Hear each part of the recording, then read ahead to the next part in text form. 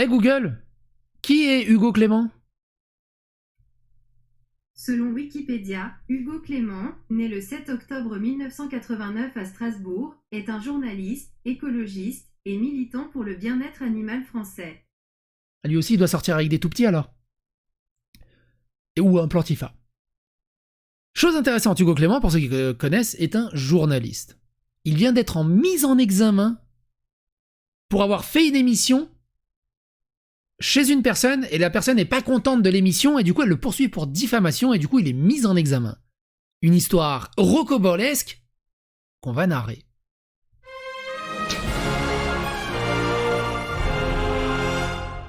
Et donc Hugo Clément a tweeté « Je viens d'être mis en examen par un juge d'instruction pour avoir fait une émission sur la chasse en enclos.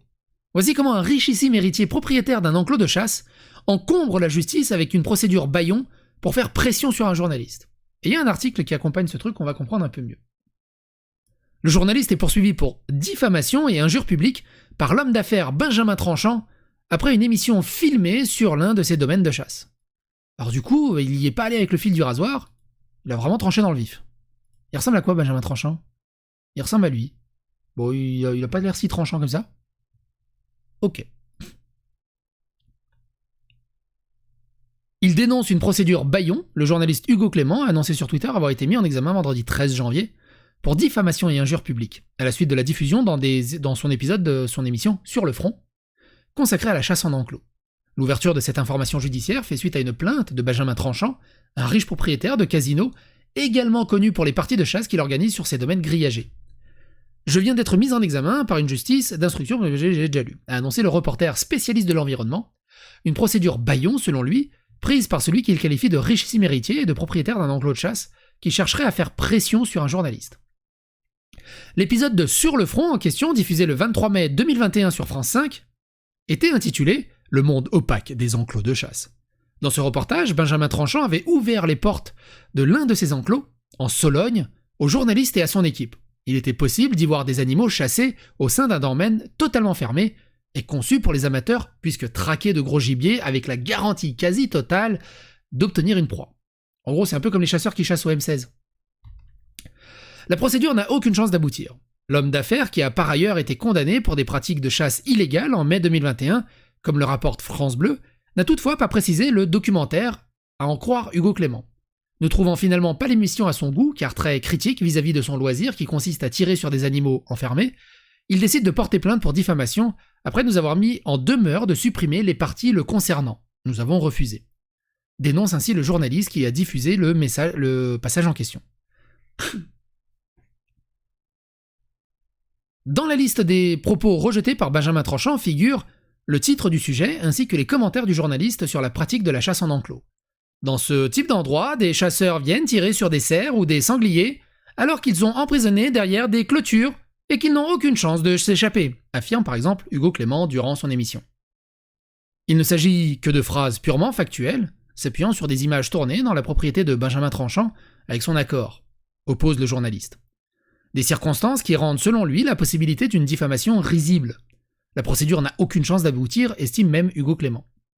L'avis de mise en examen, partagé par l'ancien journaliste de Quotidien sur Twitter, indique également que lui est reproché la publication de commentaires insultants par des internautes qu'il ne connaît pas, sous l'une de ses publications Facebook, relayant la vidéo du vent, affirme-t-il. Ah oui, donc en fait, il dit « C'est à cause de toi de me faire harceler des commentaires. »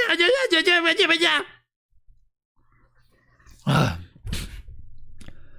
Eh ben dis donc, c'est pas le couteau le plus tranchant du tiroir.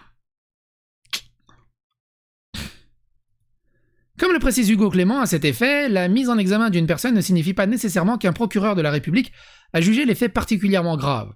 En effet, quand une plainte est déposée pour diffamation avec constitution de partie civile, ce qui est le cas de celle déposée par Benjamin Tranchant, la mise en examen est automatique dès lors que l'auteur de propos concernés est identifié et qu'il est avéré qu'ils ont bien été prononcés. Donc le journaliste vient chez lui, tu reçois le journaliste, il fait un reportage chez toi, t'es ok, le reportage sort, tu te manges des mauvais commentaires, t'es plus ok. Et c'est la faute du journaliste. Je sais pas trop.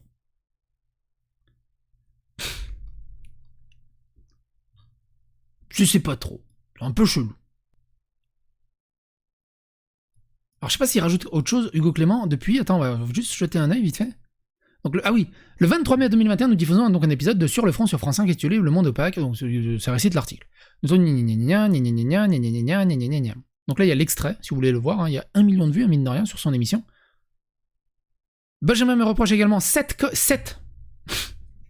c'est mieux.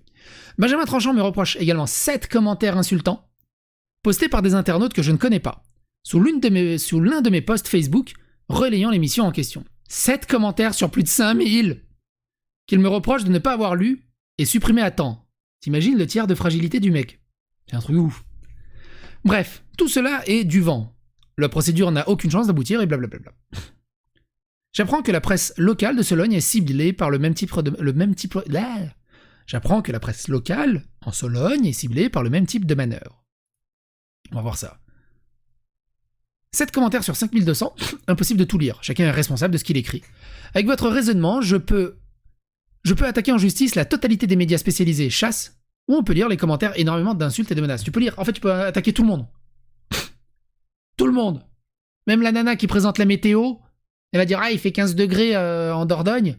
Il y a Dordogne, on va vous faire foutre et tout. Et toi, tu peux aller porter plainte contre la madame météo parce qu'elle a provoqué ce genre de commentaires. C'est complètement con au bout d'un moment. Faut arrêter d'infantiliser les gens. C'est un truc de dingue. Dans le post en question, j'avais même expressément demandé aux gens de ne pas insulter Benjamin Tranchant. Alors ça sert à rien, comme on l'a déjà vu, parce qu'il y a la psychologie inversée. C'est de dire « Fais pas ça !» Les plus cons, ils vont dire « Ah ouais, tu vas voir qui je suis. C'est pas toi qui vas me dire ce que je vais faire. Je vais le faire. » Donc ça marche pas, en fait. Je ne suis pas responsable de ce que les internautes écrivent sur un réseau social que je ne contrôle pas.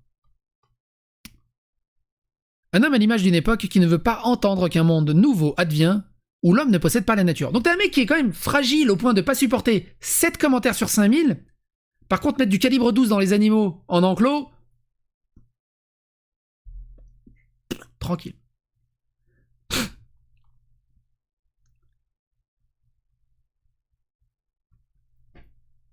Et donc c'était quoi? Le petit Sologno, le petit Berrichon, le petit Blaisois. Oh, c'est trop mignon. Le petit Sologno mis en examen pour sa lutte contre l'engrillagement. Il existe des sujets sensibles et des pressions pénibles. Derrière leur clôture, certaines grandes propriétaires jugent parfois avisées de mettre en cause la liberté de circulation et bien-être animal, et par ricochet, la liberté d'information. Ce qui conduit à des situations ubuesques qui engorgent les tribunaux du fait de puissants qui se placent au-dessus du droit et jugent les autres hors la loi, y compris lorsqu'il s'agit de journalistes de votre journal, dans l'exercice de leur métier effectuant de bonne foi, avec le souci de la vérité et dans l'unique but d'informer le lectorat. La nouvelle est tombée avant que les feuilles à l'approche de l'automne ne tombent. En plus, c'est un journaliste et en plus, c'est un poète.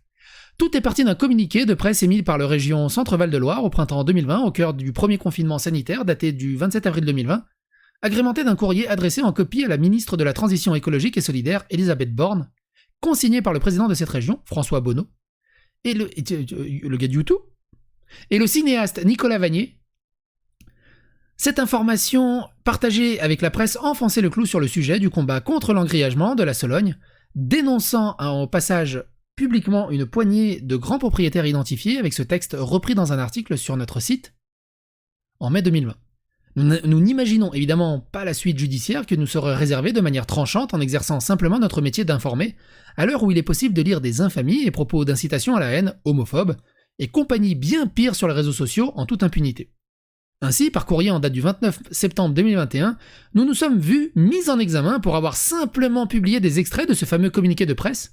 D'autres médias, dont une TV, sont également concernés. Peu scrupuleux d'engorger les tribunaux, un grand propriétaire parisien, nous ne citerons pas son nom, donc ça doit être Benjamin Tranchant, j'imagine.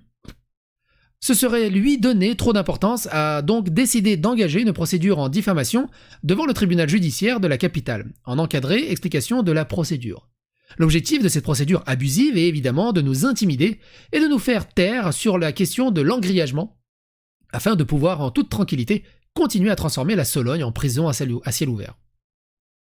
Pour rappel, le rapport conjointement élaboré par le ministère de l'Environnement et de l'Agriculture établi en 2019 a pointé du doigt les méfaits de l'engrillagement et souligné ses effets négatifs en matière de tourisme, de paysage, de continuité écologique et de risques sanitaires aussi bien pour la faune sauvage que domestique.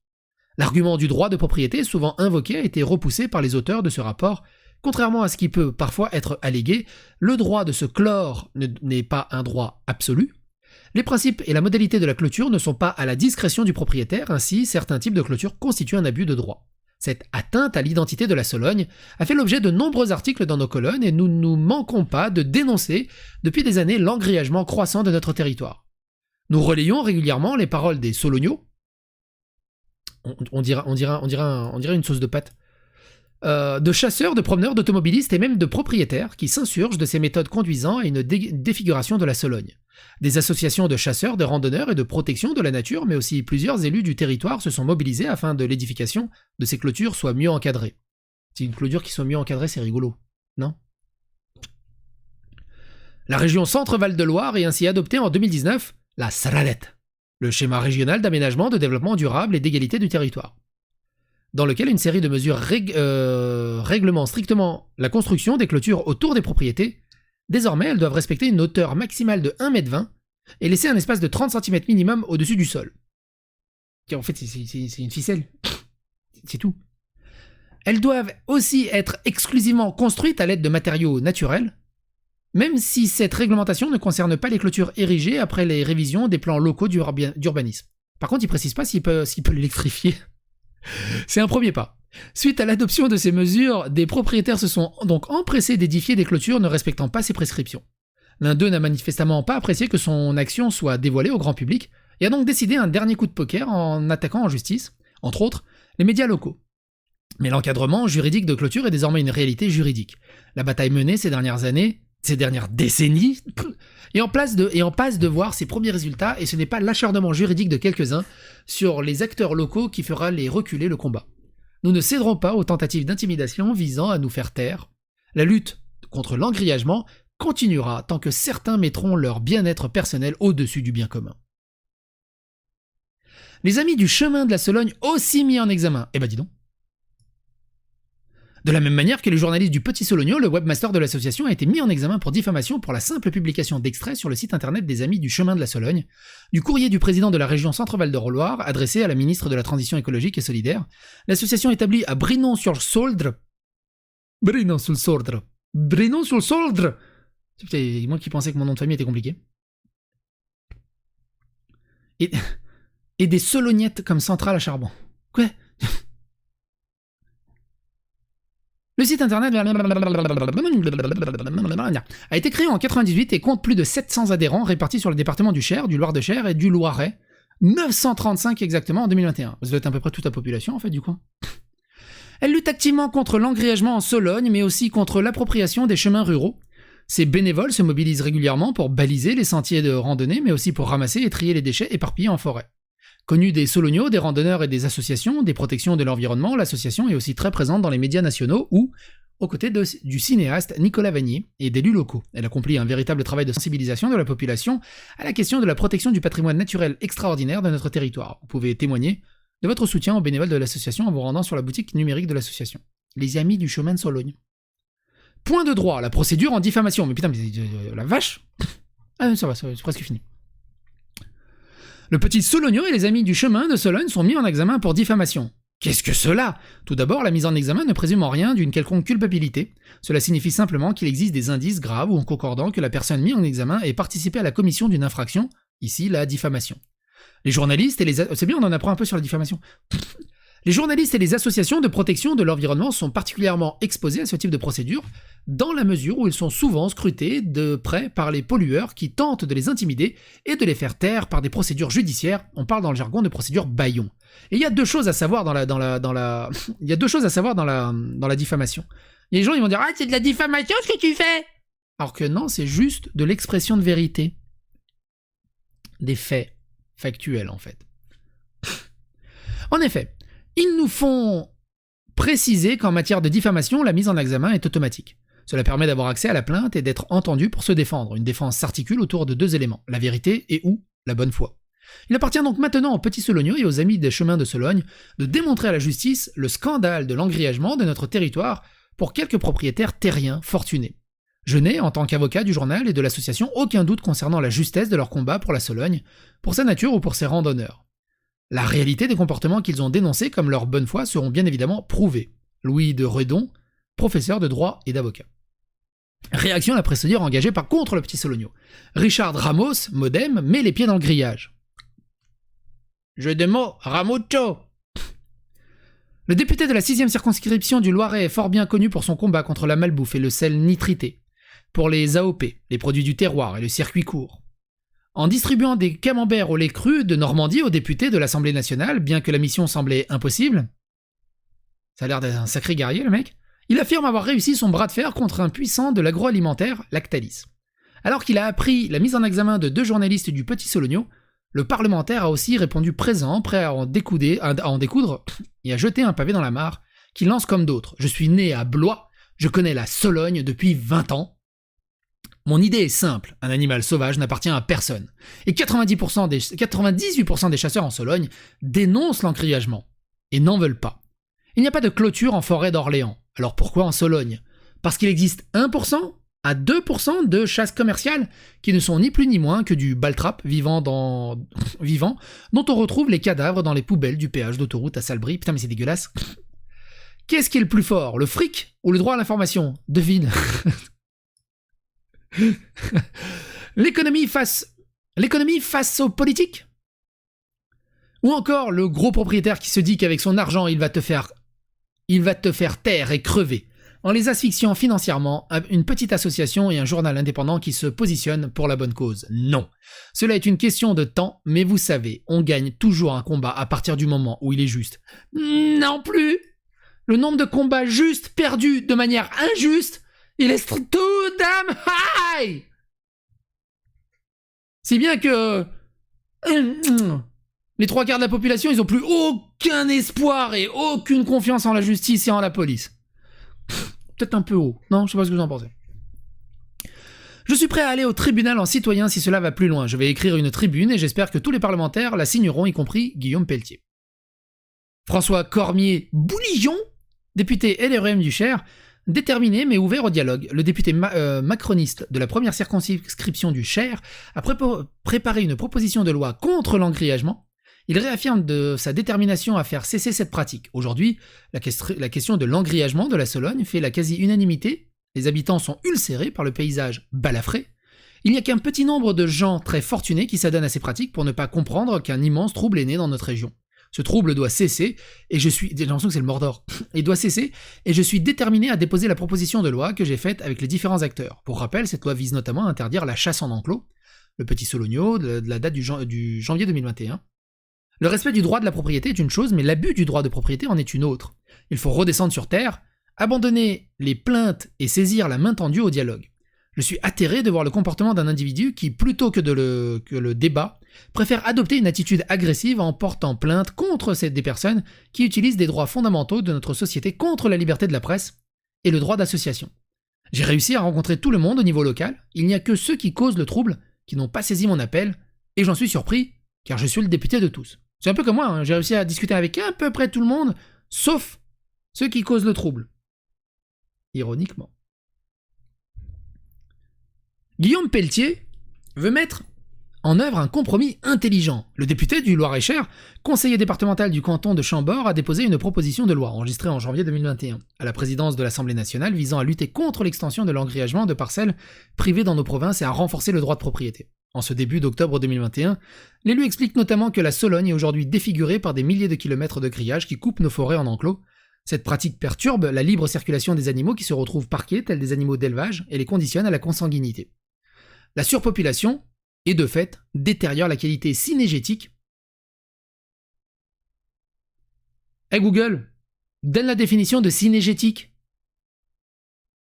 Le site larousse.fr contient l'information suivante. Synégétique adjectif qui concerne la chasse. Synégétique NF. Pourquoi il me dit NF ? Ah, non féminin, ok. La synégétique de la faune engendrant... C'est pas des mots qu'on voit tous les jours, hein, mine de rien, tu me diras. Par contre, au Scrabble, tu le pètes, hein, Y... Engendrant ainsi des risques d'épidémie, c'est en contradiction totale avec la loi du 12 juillet 2010 portant engagement national pour l'environnement, la préservation ou la remise en bon état des continuités écologiques. Guillaume Pelletier reconnaît comme d'autres hommes politiques l'avait écrit via un communiqué repris par la presse l'an dernier. Cette pratique est une aberration environnementale qui s'est encore intensifié pendant le confinement. Il interpelle en sus le préfet du Loir-et-Cher, François Pénaud. Mais il y avait Pénaud ou pas? L'État serait-il à nos côtés pour mettre en œuvre un compromis intelligent avec toutes les parties prenantes reposant sur le droit de propriété et le devoir d'une Sologne ouverte? Cette lutte contre l'engrillagement doit prendre en considération l'ensemble des acteurs concernés et trouver des compromis intelligents et équilibrés entre le droit de propriété et la tradition d'une ruralité ouverte. Entre le droit de chasse et la préservation de la biodiversité, entre la défense et l'environnement et l'attractivité économique de nos territoires. Jean-François Bernardin, président de La Casque, association de chasseurs et des amis de la Sologne, contre son engrillagement. Putain la vache, c'est vachement précis quand même comme association. Appelle à l'union de tous contre l'engrillagement. Au-delà de notre soutien naturel à la liberté de la presse, nous ne souhaitons pas que des faits divers, aussi ridicules soient-ils, nous détournent de l'essentiel qui est de sauver la Sologne de son engrillagement. Ils veulent sauver la Sologne en pouvant chasser partout en fait. En résumé, c'est ça. D'ailleurs, nous nous battons pas contre des gens, même si nous sommes en profond désaccord avec certains d'entre eux, mais contre les grillages. De toute façon, est-ce que les grillages arrêtent les balles? De toute façon, ces gens mènent des combats d'arrière-garde. Cette bataille contre l'engrillagement sera gagnée parce que c'est l'intérêt général et parce qu'en démocratie, ce n'est pas l'argent qui commande, mais c'est le grand nombre. Cela prendra certes un peu de temps, il faut de la persévérance, il faut aussi l'union de toutes les associations et personnalités qui luttent contre cette pollution. C'est ce que nous avons réussi en consignant une position commune sur les textes nécessaires qui sont l'interdiction de la chasse en enclos, la prise en compte dans les documents d'urbanisme de la prescription du SRADET et la réécriture de l'arrêt de 1986 sur les pièges à gibier. Eh ben dis donc, c'était long, mais c'était vachement intéressant mine de rien. Quoi qu'il en soit, n'hésitez pas à donner votre avis et votre opinion dans les commentaires, et vous, qu'est-ce que vous en pensez de tout ce bordel? Il abuse quand même. Fabien Tranchant. C'est ça, c'était Fabien Tranchant. Fabien Tranchant, ça va couper. Pour ceux qui ont la ref. N'hésitez pas à donner votre avis, votre opinion dans les commentaires, n'hésitez pas à phagocyter l'algorithme YouTube, et à bientôt pour d'autres aventures.